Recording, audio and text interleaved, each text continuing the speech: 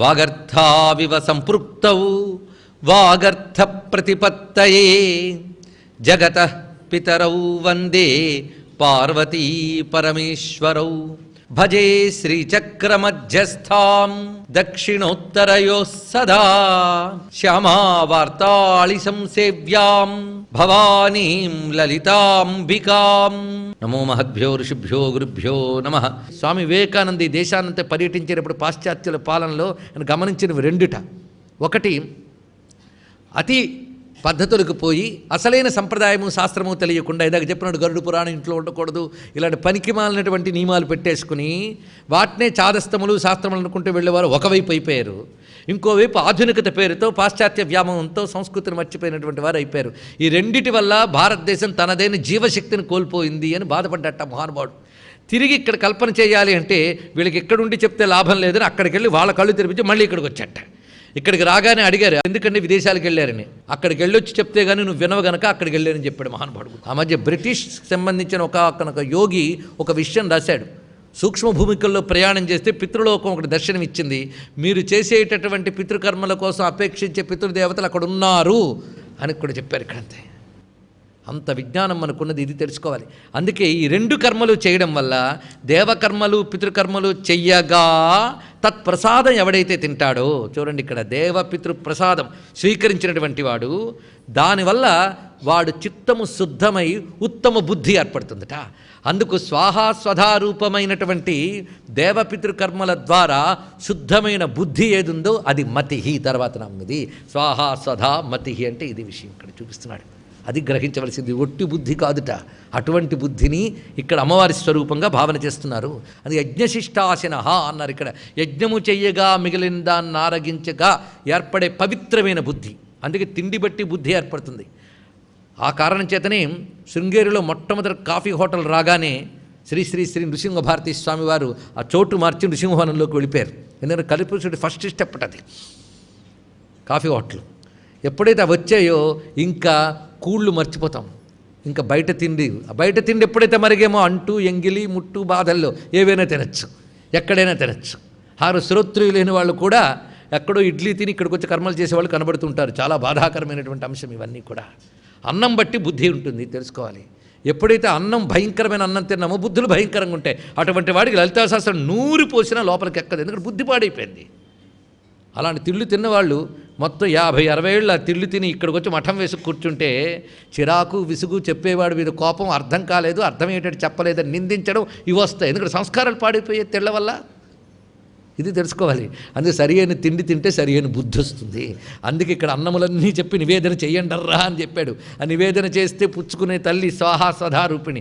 అప్పుడు నీకు ఏర్పడే బుద్ధి మతిహి. ఇది తెలుసుకోవాల్సింది. అందుకే ఆ క్రమంలో ఎలా చెప్పాడు చూడండి. పసిపిల్లాడికి కొన్ని అడిగితే చెప్తే అర్థం కాదు, వాడి వయసు వస్తే వాడికి అర్థమవుతుంది. అదేవిధంగా ఈ సంస్కారములు చేస్తే ఆ బుద్ధి వస్తుంది, అప్పుడు అర్థమవుతుంది. ఇక్కడ అది వివరిస్తున్నాడు. అందుకే దేవపితృయజ్ఞ శిష్టాసనం వల్ల వచ్చే సూక్ష్మ బుద్ధిని మతిహి అంటారు. సూక్ష్మ బుద్ధి అంటే సూక్ష్మమైన జ్ఞానాన్ని గ్రహించగలిగే తెలివి. అందుకే ఎప్పుడు ఒకడు గుర్తుపెట్టుకోవాలి, నిత్యము దేవతలకి నివేదన చేసి తినాలి. పూర్వం నిత్య పితృతర్పణలు ఉన్నాయి, జీవపితృకుడు కూడా నిత్య తర్పణలు చేయడం ఉన్నది.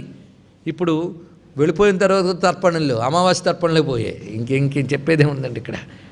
అందుకు నిత్య పితృతర్పణలు ఉన్నాయి. అది పెద్ద విధానం, పితృదేవత వ్యవస్థ అది. అందుకు వాటి వల్ల నిత్యం చేసే దేవపితృకార్యముల వల్ల సూక్ష్మబుద్ధి ఏర్పడుతుంది. అందుకు ఉపనిషత్తు ప్రస్తావన చేసింది, దేవపితృకార్యాభ్యాన్న ప్రమదితవ్యం.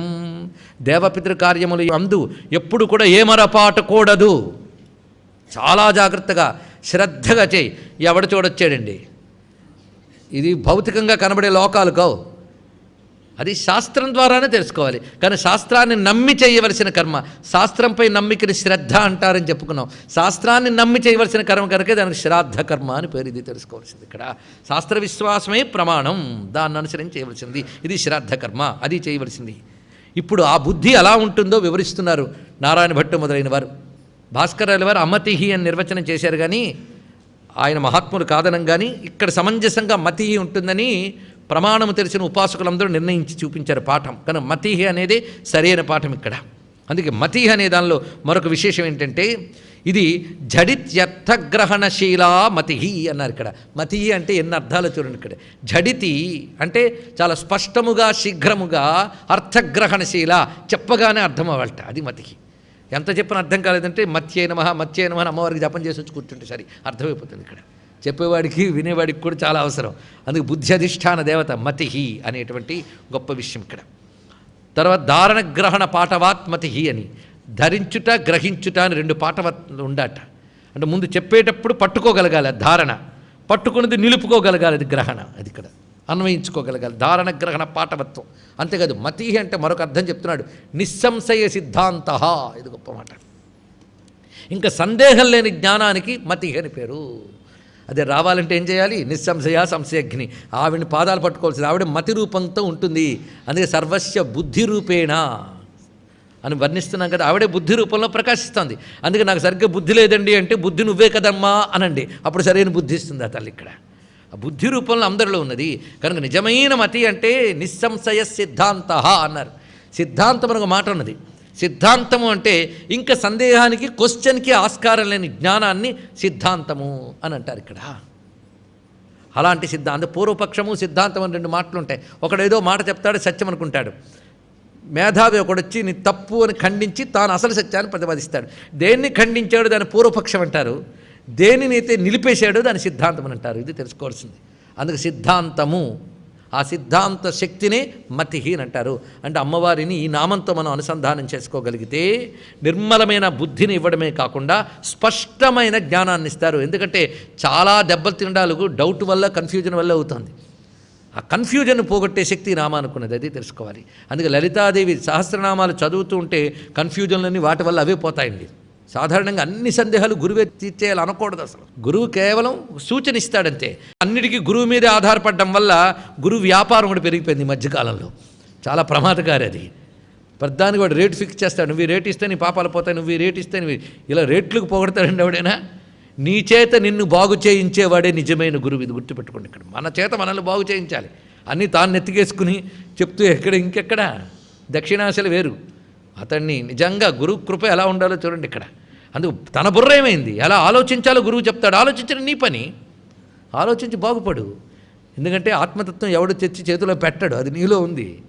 ఇది తెలియక మనకి గురువు కల్టంతా పడిపోయింది భారతదేశంలో. తెలుసుకోండి ఇక్కడ. ఆఖరికి ఎలా తయారయ్యాయి అంటే ఒక ముఠాల్లా తయారైపోతున్న బాధ. అయితే అసలు వాళ్ళు లేరని కాదు, ఉన్నారు మహానుభావులు, పీఠాధీశ్వరులు, భారతీయ స్వామి వంటి మహాత్ములు ఉంటూనే ఉంటారు ఇంత యుగంలో కూడా. అయితే మన కర్మ కొద్దీ సరైన వాళ్ళు దొరకాలి. ఇది గ్రహించుకోవాల్సిన గొప్ప విషయం. అందుకే నిస్సంశయ సంశయజ్ఞ అయినటువంటి తల్లిని మనం ఇక్కడ మతిహి అనే నామంలో కీర్తిస్తున్నాం. మేధా, ఇక్కడ మతిహి మేధ వెంట రెండు స్వరూపములు చూపిస్తున్నారు ఇక్కడ. ఈ రెండింటికి చిన్న తేడా ఉందిట. ఇక్కడ విషయాన్ని గ్రహించగలగడం ఇవన్నీ ఒకవైపు ఉంటూ ఉంటే, మేధశక్తి అంటే బుద్ధి యొక్క సమగ్ర శక్తి ఇక్కడ కనబడుతుంది. మేధాశక్తి అన్నప్పుడు మేధాకి మతికి చిన్న తేడా ఉంది. మన సంకల్ప వికల్పాదులు చేయడం, దాని తర్వాత విషయాన్ని సరిగ్గా గ్రహించడం, ఇవన్నీ మతి అయితే ఆ దాన్ని సరిగ్గా నిలిపి చక్కగా తిరిగి వ్యక్తీకరించగలిగే బుద్ధిశక్తి ఏదైతే ఉన్నదో దాన్ని మేధ అని చూపిస్తున్నారు.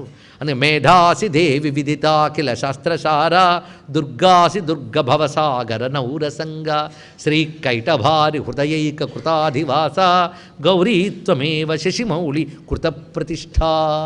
ఎక్కడిది? సప్తశతిలో చదువుకుంటున్నాం. అక్కడ మేధాసిదేవి విదిత అఖిల శాస్త్రసార అంటే మేధ అంటే నిర్వచనం అక్కడ చెప్పేశాడు.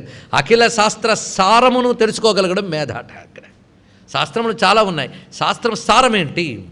శాస్త్రాలను అర్థం చేసుకోగలిగే శక్తి మతి, శాస్త్ర సారాన్ని పట్టుకోగలిగే శక్తి మేధ.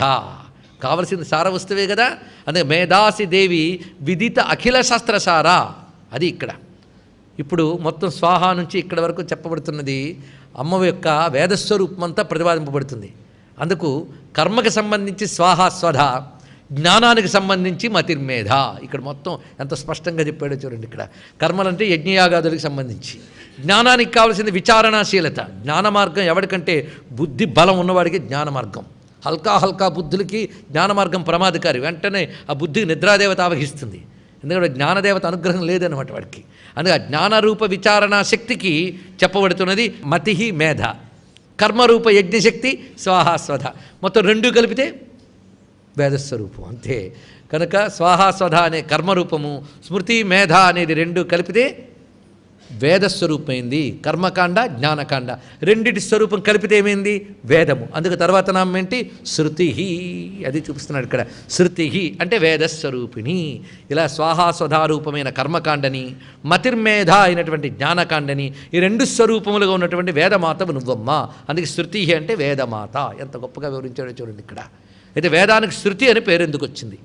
ఇది చాలా గొప్ప విశేషం. ఈ పేరు రావడానికి కూడా రెండు కారణాలు ఉన్నాయి.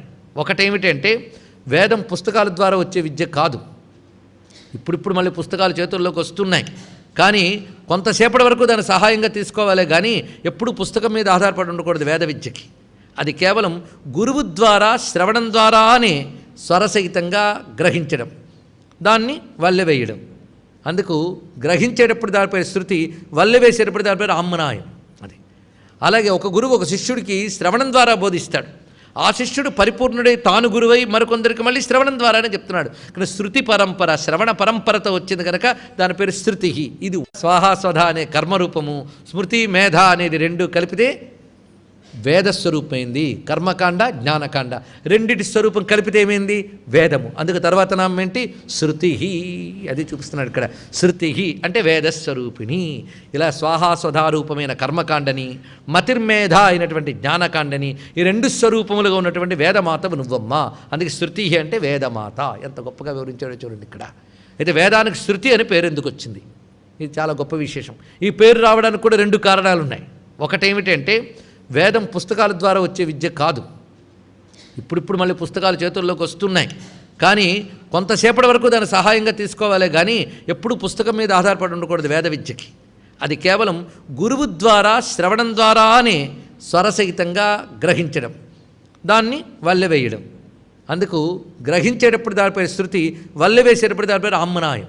అది అలాగే ఒక గురువు ఒక శిష్యుడికి శ్రవణం ద్వారా బోధిస్తాడు. ఆ శిష్యుడు పరిపూర్ణుడై తాను గురువై మరికొందరికి మళ్ళీ శ్రవణం ద్వారానే చెప్తున్నాడు. కానీ శృతి పరంపర, శ్రవణ పరంపరతో వచ్చింది కనుక దాని పేరు శృతి.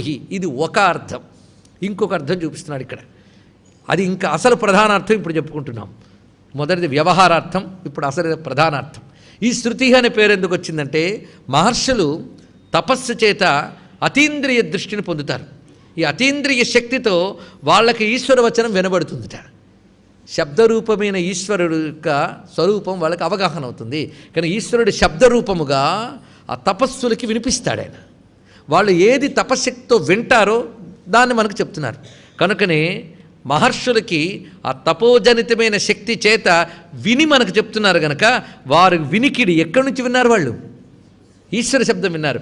ఈశ్వర శబ్దం విని అందించారు కనుక వినికిడి వల్ల వచ్చిన విద్య శృతి. ఈశ్వర శబ్దాన్ని తపశ్శక్తితో విని మనకు అందించారు కనుక దాని పేరు శృతి. ఇప్పుడు రెండు అర్థములు అయ్యాయి. అందుకు శృతి ఇది వివరిస్తున్నారు. ఇక్కడ వరకు మనకి సిద్ధేశ్వరి, సిద్ధ విద్యాదేవతలు అయ్యారు. ఇప్పుడు స్మృతి. ఎందుకంటే ఈ చెప్పిన కర్మకలాపములన్నీ పాటించాలంటే మనకు రెండే ఆధారం, అయితే శృతి లేదా స్మృతి. స్మృతి అంటే మరేమిటో కాదు, శృతి చాలా గహనమైనది. అంటే అంతుపడ్డదంత తేలిగ్గా, వేదార్థం అంత తేలిగ్గా చెప్పలేం. ఒకటి చెప్తూ ఉంటే మరొక అర్థం వస్తూ ఉంటుంది. ఎందుకంటే అర్థం గ్రహించే శక్తి మానవుడిది, వేదం ఈశ్వరుడి మేధ. ఇక్కడ తెలుసుకోండి, వేదము ఈశ్వర జ్ఞానం, మన బుద్ధి మనది. మన బుద్ధికి శరీర పరిమితి ఉంది. ఈశ్వరుడి జ్ఞానాన్ని ఈ బుద్ధితో అందుకోగలమా? చిన్నప్పుడు చెప్తే ఒకలా అర్థమవుతుంది, పెద్దయ్యకు ఒకలా అర్థమవుతుంది. యవ్వనంలో ఉన్నప్పుడు లాజికల్ టెంపర్మెంట్ చాలా ఎక్కువగా ఉంటుంది, కానీ సరి అయిన వే ఉండదు. అది వచ్చింది బాధ. అటువంటప్పుడు వీడికి ఒకలా చెప్తే కన్విన్స్ చెప్తారు. కొందరు అంటూ ఉంటారు, ఇలా మీరు పెద్ద పెద్ద అర్థాలు చెప్తే చాలా లాభం లేదండి, సామాన్యులకు అర్థమయ్యేటట్టు చెప్పండి, సామాన్యులకు, యువకులకు చెప్పడానికి సిద్ధమే. ఆ మేధస్సు వాడికి అంత ఎదుగుతుందా? మహా కష్టం. ఎల్కేజీ వాడి దగ్గరికి ఎంఏ పాఠం అర్థమయ్యేటట్టు చెప్పాలండి అంటే ఎక్కడొస్తుంది? వాడికంటూ మెచ్యూరిటీ రావద్దు. అది ఈశ్వర మేధతో ఉన్న వేదానికి ఇది అర్థమని ఎవరు చెప్పగలరు? దాన్ని యథాతథంగా కాపాడుకోవాల్సిందే, నమస్కారం పెట్టుకోవాల్సిందే, మరొకటి లేదు. అయితే అందులో ఏ మేధ ఉందో చెప్పాలంటే మళ్ళీ దాన్ని వినగలిగిన స్థాయికి వెళ్ళిన ఋషి మళ్ళీ చెప్పగలడు. అలా చెప్పిన ఋషులు మనకు అర్థాలు ఇచ్చారు. విద్యారణ్యుల వారు ఇత్యాదులు అందరూ కూడా అర్థములు ఇచ్చారు. ఇలాగ ఎన్ని అర్థాలు ఉన్నాయో. విద్యారణ్యుల వారు కూడా భాష్యం రాస్తూ నేను కొంతమేరకే చెప్పగలుగుతున్నాను, కానీ వేదం యొక్క అంతటి అర్థం నేనే చెప్పలేనన్నాడు. ఆది భౌతికార్థము, ఆది దైవికార్థము, ఆధ్యాత్మికార్థము, 3 అర్థాలు ఉంటాయి ప్రతి మంత్రానికి. 3 అర్థాలు ప్రతి మంత్రానికి ఉంటాయి కనుక మొత్తం వేదానికి త్రయీ అని పేరు. ఇది తెలుసుకోవాల్సింది. ఈ అర్థములు ఎలా అర్థమవుతాయి మనకి? అందుకు వేదం మామూలు సబ్జెక్టు కాదు, ఇది తెలుసుకోవాల్సింది. అయితే ఋషులైన వాళ్ళు అందరూ బాగుపడడం కోసం ఏం చేశారంటే దానిలో ఉన్న ధర్మాలని వాళ్ళు స్మరణ తెచ్చుకున్నారు. అందులో శృతమైన దాన్ని స్మరణలోకి తెచ్చుకొని వాడిని గ్రంథాల రూపంలో ఇచ్చారు. దాన్ని మనం ధర్మశాస్త్రములు, పురాణములు, వీటికి స్మృతులు అని పేరు. పురాణములకు కూడా స్మృతి స్థానమే ఉన్నది. శంకర భగవత్పాదుల వారు అక్కడక్కడ పురాణ వాక్యములు ఉటంకించేటప్పుడు స్మృతియుక్తి అని రాశారు, స్మృతి అని చెప్పారు. అందుకే వర్తమానాన్యతీతాని, ఇలాగ శృతులు యందు చెప్పదాన్ని స్మరించి చెప్పేది స్మృతి. ఇది ఒక అర్థం. కనుక ధర్మశాస్త్రముల రూపములో ఉన్న తల్లి. ఇందాక చెప్పిన స్వాహ స్వధా మతిర్మేధ అనేవి తెలుసుకోవాలంటే రెండే ప్రమాణములు, అయితే శృతి ప్రమాణం లేకపోతే స్మృతి ప్రమాణం. అందుకు మన కోసమే అమ్మ శృతి రూపంతో స్మృతి రూపంతో ఉన్నది. ఇది తెలుసుకోవాల్సిన దీనిలో ఒక భావం. ఎంత అందమైన క్రమం ఉందో చూడండి. ఇంకొకటి అద్భుతమైన విషయం ఏంటి అంటే కాళిదాస మహాకవి చాలా గొప్ప విషయం రాస్తాడండి. శృతేరివార్థం స్మృతిరన్వగచ్చన్ అని. ఇక్కడ ఆవు వెళుతూ ఉంటే దూడ వెనకాల వెళుతుంది. సరిగ్గా ఎలా వెళుతోందంటే శృతేరివార్థం స్మృతిరన్వగచ్చన్ అన్నాడు. ఇక్కడ శృతిని అనుసరించి స్మృతి వెళుతున్నట్లుగా అనే మాటలోనే ఎంత అద్భుతమైన భావం చెప్పారు. శృతి స్మృతి అనే దానిలో మరొక అర్థం తెలుసుకోవచ్చు. శాస్త్రాన్ని ముందు శ్రవణం ద్వారా గ్రహించాలి కదా. అందుకు సరిగ్గా శ్రవణం చేయగలిగే శక్తి అమ్మవారు, అది శృతి. ఆ శ్రవణం చేసింది నువ్వు గుర్తులో మిగుల్చుకోగలగాలి, ఆ శక్తి మళ్ళీ అమ్మవారు, అది స్మృతి. ఇది మళ్ళీ స్మరణకి రావద్దు. ఎప్పుడో విన్నాం మళ్ళీ గుర్తు చేస్తా, గుర్తొచ్చింది కొనగా అప్పుడు కూడా గుర్తు రాదు, అది వేరే విషయం. స్మరణలో నిలిచిపోవాలి. అది కేవలం శ్రవణంతో ఆగిపోతే ఎలాగూ స్మరణలో నిలవాలి కదా. కనుక శ్రవణంతో అర్థం చేసుకునే శక్తి అమ్మవారు కనుక శృతి, శ్రవణం చేసింది మనస్సులో నిలుపుకునే శక్తి స్మృతి. కనుకనే ఈ నామాలు చిన్నప్పటి నుంచి గట్టిగా పట్టుకుంటే బుద్ధిశక్తి బాగుపడుతుందండి. సరిగ్గా వినగలం, విన్నది గుర్తుపెట్టుకోగలం. అనుత్తమ తర్వాత మాట ఇక్కడిది, ఇది నిజానికి ఆఖరిది. అనుత్తమ అనేటువంటి మాట, అనుత్తమ అంటే ఆఖరిదితేనే అనుత్తమ. దాన్ని మించి మరొక ఉత్తమ వస్తువు లేదు. ఉత్తమ అంటేనే సూపర్లేటివ్ డిగ్రీ, అంతే కదా. దానిపైన మరొకటి లేదు. అనుత్తమ, దానిపైన మరొకటి లేదు. అంటే అమ్మవారితో సమానము కానీ అమ్మవారి కంటే పెద్ద వస్తువు కానీ లేదు, అన్నీ దాని క్రిందవే. ఇది చెప్పుకోవాలి. అందుకే ఉపనిషత్తు చెప్తోంది నత్తత్ సమశ్చాభ్యధికశ్చ దృశ్యతే. శృతి ప్రమాణం. స్మృతి ప్రమాణం నత్వత్ సమోహ్యభ్యధిక కుతోన్యః. స్మృతుల్లో చెప్పిన వాక్యం. ఈ రెండిటి అర్థం ఏంటి? అమ్మవారికి సమానంగానే అధికంగానే లేదు. ఈ భావం మనం చెప్పుకున్న సమానాధిక వర్జితానామం దగ్గర విస్తారంగా చెప్పుకున్నాం. కనుక అనుత్తమ ఇక్కడితో మనకి ఆ 7 సబ్జెక్టు పూర్తయిపోయింది. 7వది ఏంటి? చెప్పుకున్న ప్రకారంగా ఎక్కడ స్థానం? సహస్రారం. సహస్రారంకి వచ్చాక దానిపైన మరేది ఉందా? లేదు కదా. అదే అనుత్తమ. అందుకే సరిగ్గా అక్కడ అనుత్తమ పెట్టండి. సహస్రార స్థానానికి సంబంధించిన విషయం ఇది. అందుకు ఇక్కడ చెప్పిన క్రమాన్ని జాగ్రత్తగా మనం పరిశీలించుకుని వజ్రేశ్వరి వామదేవి నామం నుంచి ఇప్పుడు అనుత్తమ నామం వరకు ఉన్నటువంటిది ఒకానొక చక్కని గుంపు. ఇందులో చెప్పబడుతున్న విద్య పేరు షడాధార విద్య అని. మొత్తం విద్యకున్న పేరు షడా ఆధార విద్య.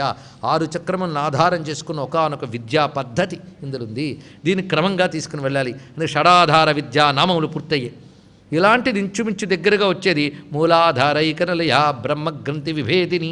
అదేమిటంటే ముఖ్య ప్రాణ విద్య. దానికి వాగధీశ్వరి విద్య అని పేరుంటి దానికి. చూడండి, ఇవన్నీ శ్రీ విద్యా సంకేతములు ఎక్కడెక్కడ ఉన్నాయో లలితా సహస్రనామాల్లో చూపిస్తున్నారు. ఇక్కడ ఇప్పటి వరకు వచ్చినటువంటి ఈ శక్తులు మనం నమస్కారం చేసుకుంటూ గమనించుకోవాల్సింది ఏంటంటే సర్వాక్షర స్వరూపములు ఇక్కడ చెప్పబడుతున్నాయి. అక్షరముల తల్లుల పేర్లు కూడా వివరించుకుంటూనే ఉన్నాం. అమృత, ఆకర్షణి, చివరికి హంసవతి, క్షమావతి వరకు 50 అక్షరాలు. ఈ 50 అక్షరాలకి మాతృకా దేవతలు అని పేరు. వీటిలో ఆలోచిస్తుంటే ఎన్నెన్ని విశేషాలు వస్తాయో. అంతేకాదు మొత్తం 14 సూత్రముల్లోంచి అక్షరములు వచ్చాయి. మొత్తం అయి ఉన్నరులు కేంగయోచ్చు వివరించుకున్నాం మనం. ఇది ప్రథమ స్పందన అంటే డమరుకు మొదట మోగించినప్పుడే స్పందన అంటే సరిగ్గా శ్రీచక్రంలో బిందువు స్పందన తెలియజేస్తుంది. అక్కడి నుంచి మొదలవుతే త్రికోణ చక్రములు చివరికి చతురస్రంతో పూర్తయిపోతుంది. డమరుకం ప్రథమ స్పందనే. దాని నుంచి వచ్చిన 14 అక్షరాలు, దాని నుంచి వచ్చిన 50 అక్షరములు మీరు జాగ్రత్తగా గమనించుకుని వెళుతూ ఉంటే సరిగ్గా శ్రీచక్రంలో మనకి 43 త్రికోణాలు వస్తాయి. బిందువు తర్వాత త్రికోణం, దాని తర్వాత ఒక త్రికోణం, తర్వాత 8 త్రికోణాలు, దాని తర్వాత 10 త్రికోణాలు అంటే 20 అయిపోయాయి. దాని తర్వాత 14 త్రికోణాలు, 43 త్రికోణాలు. ఈ 43 త్రికోణాలు మనం చూస్తే 14 సూత్రాల్లో అక్షరములు 43 వస్తాయి. ఎలాంటి సంకేతం చూడండి ఇక్కడ. ఈ 43 అక్షరములు మరికొన్ని కించిత్ భేదముల చేత మరొక ఆవృతం జరిగి 50 అవుతాయి ప్రధానంగా. మొత్తం డమరుకనాదానికి, శ్రీచక్రానికి, అక్షరాలకి మన శరీరంలో ఉన్నటువంటి 6 చక్రాలకి 7వ భూమికి ఎంత అనుబంధం ఉందో చూడండి. ఇక్కడ తీగలాగితే డొంక కదిలినట్టు భారతీయ సంస్కృతిలో ఏ ఒక్క గట్టి భాగాన్ని గట్టిగా కదిలిన యోగం, మంత్రం, తంత్రం, తత్వం, వైద్యం, ధర్మం, యజ్ఞం, యాగం అన్నీ కలిసి వస్తాయి. అది భారతీయ సంస్కృతి యొక్క గొప్పతనం. ఇక్కడ హిందూ మతం యొక్క గొప్పతనం అంతా కనబడుతుంది. అంత విశిష్టత గోచరిస్తున్నది. ఇక్కడి వరకు మన షడాధార విద్య, ముఖ్య ప్రాణ విద్య అయితే విమర్శ రూపిణీ విద్య చెప్పబడుతోంది ఇక్కడి నుంచి. ఇది కూడా చాలా విశేషమైన అంశం. ఇది పుణ్యకీర్తి పుణ్యలభ్య పుణ్యశ్రవణ కీర్తన 3 నామములు ఉన్నాయి ఈ పాదంలో, శ్లోక పాదంలో. ఈ మూడింటికి ఉన్న విశేషం చూడాలి. పుణ్యకీర్తి, పుణ్యలభ్య, పుణ్యశ్రవణ కీర్తన. అమ్మవారిది పవిత్రమైన కీర్తి అని పేరు పెట్టారు ఇక్కడ. అంటే మంచి పేరు ఉందండి అమ్మవారికి అని. మంచి పేరు కాదు, పవిత్రమైన పేరు అమ్మవారిది. అంటే పేరు అంటే నామమనే కాదు, వాళ్ళు చేసిన పనుల వల్ల వాళ్ళకు వచ్చినటువంటి గొప్పతనం, అంతే కదా. పేరు అంటే అది, అదే కీర్తి అంటే అది. అందుకు అమ్మ చేసిన పనులు, అమ్మ మహిమ, అమ్మ యొక్క గొప్పతనములన్నీ కలిపితే కీర్తి. అవేమిటి? పుణ్యము, అత్యంత పవిత్రమైనవి. అవన్నీ కూడా పవిత్రమైన చరిత్ర, పవిత్రమైన నామము, పవిత్రమైన రూపం. ఒక్క మాటలో చెప్పాలంటే అమ్మ గురించి ఏది చెప్పినా పవిత్రమే.